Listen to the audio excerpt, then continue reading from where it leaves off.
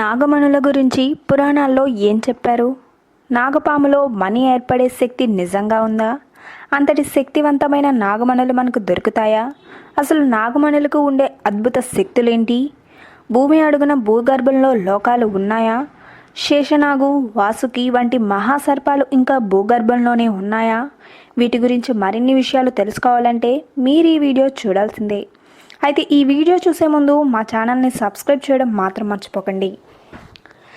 వజ్రాల కన్నా విలువైన నాగమణి మన దగ్గరలో ఉండే పాము కాటు వేయడానికి కూడా రాదని, అలాగే వాళ్ళు ధనవంతులు కూడా అవుతారని, నాగమణికి చాలా అద్భుతమైన శక్తులు ఉంటాయని హిందువులు చాలా గట్టిగా నమ్ముతారు. నాగా అంటే మగపాము, నాగిని అంటే ఆడపాము అనే అర్థం. నాగా నాగినీలు వాటికి ఇష్టమైన రూపాన్ని మార్చుకునే శక్తిని కలిగి ఉంటాయి. అంటే ఆ పాములకి ఏ రూపం నుంచి ఏ రూపంలోకైనా మారే శక్తిని కలిగి ఉంటాయి. ఎక్కువగా అవి మనుషుల రూపంలోకి మారుతూ ఉంటాయని చెప్తుంటారు. హిందూ పురాణాల ప్రకారం నాగపాము తలపై ఆభరణంగా ఉండేదాన్ని నాగమణి అని పిలుస్తారు. వాయుపురాణం, అగ్నిపురాణం, విష్ణు పురాణం, బ్రహ్మపురాణంలో దీని గురించి ప్రస్తావించారు. అయితే ఇది అత్యంత శక్తివంతమైనది, విలువైనది, ఎన్నో దివ్యశక్తులు కలిగిన మణి అని రాసింది.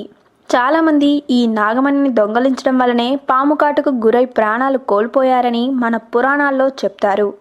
అంటే నాగమణిని దొంగలించిన వారిపై పాము పగ తీర్చుకుంటుందని పురాణాలు చెప్తున్నాయి.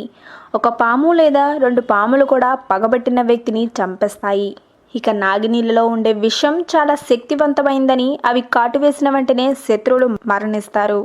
అగ్నిపురాణం ప్రకారం భూమి అడుగున భూగర్భంలో అతల, వితల, సుతల, తలాతల, మహాతల, రసతల, పాతాల అనే పేర్లతో 7 లోకాలు ఉంటాయి.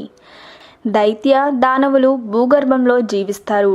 విష్ణువు కూడా భూగర్భంలోనే శేషనాగు రూపంలో ఉంటారు. శేషనాగు భూమిని తన తలపై మోస్తూ ఉంటుంది. వాయుపురాణం ప్రకారం పాములు, రాక్షసులు భూగర్భంలో జీవిస్తారు. అతల లోకాన్ని నాముచి రాక్షసులు, సుతల లోకాన్ని మహాజంబ రాక్షసులు, వితల లోకాన్ని ప్రహ్లాద రాక్షసుడు, తలాతల లోకాన్ని కాలనేమి రాక్షసుడు పాలిస్తారు. మహాతల లోకాన్ని విరోచన రాక్షసుడు, ప్రీతల లోకాన్ని కేసరి రాక్షసుడు పాలిస్తాడు. పాతాల లోకాన్ని బలి రాక్షసులు పాలిస్తారు. క్షీరసాగర మదనానికి ఉపయోగపడిన అతిపెద్ద పాము వాసుకి శ్రుతుల లోకంలో జీవిస్తుంది. మహావిష్ణువు శయనించే భాగ్యాన్ని పొందిన శేషనాగు పాతాళ లోకంలో జీవిస్తుంది. శేషనాగు కళ్ళు ఎరుపు రంగు తామర పువ్వుల్లా ఉంటాయి. అసలు నాగమణి ఎలా ఏర్పడిందో చూద్దాం.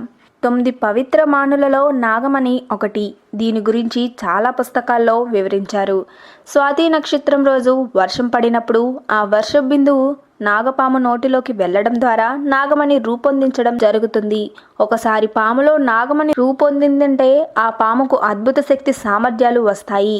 అప్పుడు మాత్రమే ఆ పాము ఏ రూపంలోకి కావాలంటే ఆ రూపంలోకి మారగలుగుతుంది. అంటే మనిషి రూపంలోకి కూడా మారగలదు. చందమామలా మెరిసిపోయే నాగమణి నీలివర్ణంలో ఉంటుంది. ఇది కేవలం చీకట్లో మాత్రమే బాగా మెరుస్తుంది. ఈ నాగమణి ఎవరి దగ్గర ఉంటే వారు చాలా అదృష్టం కలిగి ఉంటారని, సిరి సంపదలకు లోటు ఉండదని చాలా ప్రగాఢంగా నమ్ముతారు. ఎప్పుడైతే పాము నుండి నాగమణి తొలగిస్తారో అప్పుడు ఆ పాము మరణిస్తుంది. నాగమణి చాలా రకాల రంగుల్లో లభ్యమవుతుందని పురాణాలు చెప్తున్నాయి. అయితే ఎక్కువగా కనిపించేవి మాత్రం పసుపు, తేనె, లేత ఆకుపచ్చ, ఎరుపు, తెలుపు రంగుల్లో ఉంటాయి. అయితే నాగుపాముకి తల మీద కానీ తల లోపల కానీ ఎలాంటి మణి ఉండదని, ఇదంతా ఒట్టి మూఢనమ్మకం మాత్రమే అని కొట్టిపడేసేవారు కూడా ఉన్నారు. ఏదేమైనా మన శాస్త్రాల్లో చెప్పింది ఎప్పటికీ తప్పు అవ్వదు. మనకు కనిపించినంత మాత్రాన ఇవి లేవని కావు, ఇంకా మనకు వాటి గురించి తెలియలేదు అని అర్థం అంతే. ఈ వీడియో కనుక మీకు నచ్చినట్టయితే లైక్ చేయండి, షేర్ చేయండి. మరిన్ని లేటెస్ట్ అప్డేట్స్ కోసం మా ఛానల్ని సబ్స్క్రైబ్ చేయండి.